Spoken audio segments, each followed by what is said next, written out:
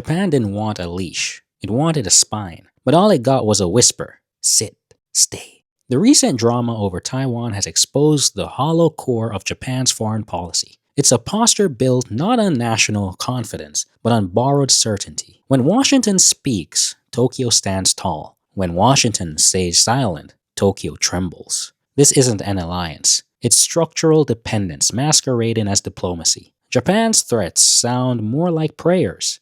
I dare to provoke because I believe someone else will die for me. But as we're about to see, the master is getting tired of the pets yapping. Japan is frustrated at the Trump administration's silence over its row against China that Japan itself started, and now are begging the United States to step up their support and public backing of Japanese Prime Minister Takaichi after she deeply angered the Chinese with her Taiwan comments, hoping that the United States would support her and keep China in line. And the US has done the exact opposite. Trump instead, in a Fox News interview, lashed out at Takaichi. And reporting by the Financial Times says that Trump has explicitly let his team know not to take any actions or make any comments that would anger the Chinese and jeopardize the deal that Donald Trump signed with Xi in October. And on top of that, the Wall Street Journal last month reported that Trump, in a phone call with Takaichi, told her to stop provoking China over Taiwan, which apparently caught the Japanese by surprise. Because earlier on the day that Trump called Takaichi, Trump actually had a conversation with Xi.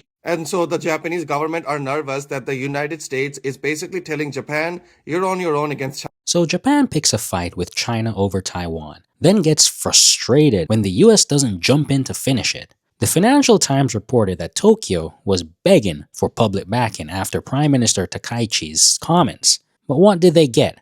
According to the Wall Street Journal, Trump personally told Takaichi to stop provoking China after a call with Xi Jinping.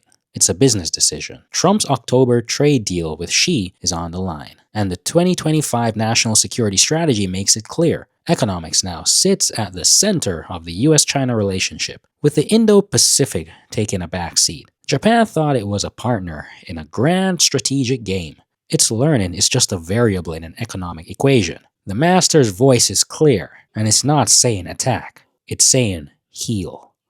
I don't understand. If Japan is saying what Japan means, after all, it's between Japan and China. Why does it matter what United States thinks? Or maybe Japan has lost the ability to say what Japan means. If you don't say what you mean, stay away.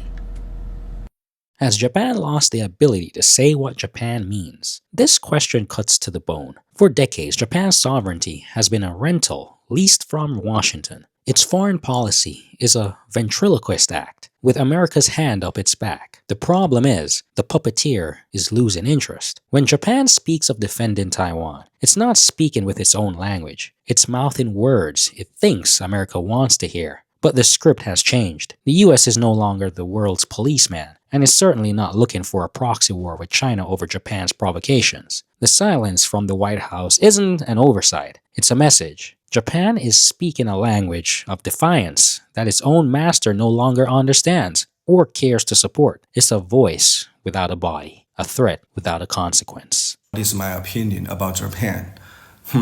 Some people say Japan and South Korea is United States of Israel's dog. So when the dog is barking at you, trying to attack you, you don't need to kill the dog. You can kill the dog owner. Then the dog will be yours. But of course, Chinese government is not gonna listen to me. I'm nobody. I'm just a working class. But I know some working class in democracy system, they believe the government listen to them because they have the power to vote who can be the president. So for example, in United States, everything is going down, it's decreasing. It's all because of you. They listen to you. You can vote who can be president. But in China, everything is going up. It's all because of me, because the government don't listen to idiot like me. By the way, I don't want an idiot to vote who can be president. The dog and owner analogy is brutal, but is it wrong?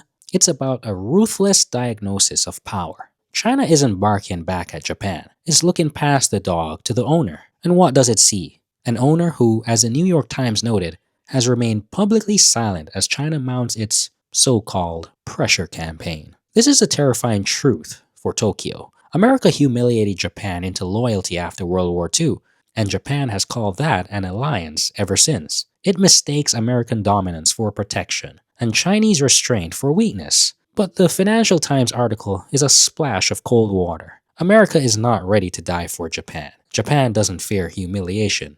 It fears abandonment. It fears losing the hand that holds the leash, not the leash itself. Because if Washington stops speaking, does Japan even exist as a country at all? So, what have we learned? Japan's strategic posture is a house of cards built on the illusion of American protection. It taunts a neighbor that shows restraint, while clinging to a master that shows indifference. It's a desperate gamble by a nation that has forgotten how to stand on its own. The question for Japan is no longer about how to provoke China. It's about what happens when the master finally drops the leash and walks away. What do you think? Is Japan playing a dangerous game? Let me know in the comments below. And if you want more sharp analysis like this, make sure to like, subscribe, and hit that notification bell. Until next time, bye.